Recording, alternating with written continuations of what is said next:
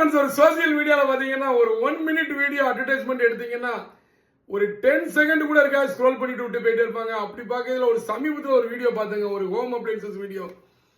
ஒரு பொண்ணு வந்து இருக்கிறாப்ல 22,000 ரூபாய்க்கு 100 வகையான பொருள் எங்க கடையில இருக்கு. ஒரு திருமண சீர்வரிசை பொருட்கள், இதுல வந்து டிவி, ஃப்ரிட்ஜ், அதே மாதிரி வாஷிங் மிஷின், எல்லாமே மிக்சி, கட்டில், மெத்த, எல்லாமே பீரோ, எல்லாமே சொல்றாங்க. பாத்தீங்கன்னா நீங்க வாங்க அப்படின்னு சொல்லிட்டு ஓனர்கிட்ட கூட்டு போற மாதிரி அப்படி காட்டுறாங்க. ஓனர் லாஸ்ட்ல காட்டின உடனே வாங்க வணக்கம் உண்மைதானா அப்படின்னு சொல்லிட்டு அந்த கஸ்டமர் கேட்காரு.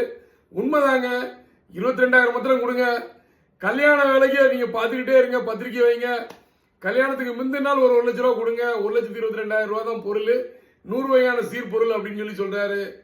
என்னைய பொறுத்தவரையில இது வந்து எப்படின்னா ஒரு 22,000 ரூபான்னு சொல்லி 1,22 சொல்றது ஒரு ஏமாத்து வேலைனாலுமே, ஆனா அது ஒரு கவர்ச்சியா இருந்தது அந்த விளம்பரத்தை. சோ மக்கள்கிட்ட ரீச் ஆகிறதுக்கு இந்த மாதிரி ஏதாவது ஒரு விஷயத்த இந்த மாதிரி எடுத்தீங்கன்னா தான் மக்கள்கிட்ட ரீச் ஆகும்.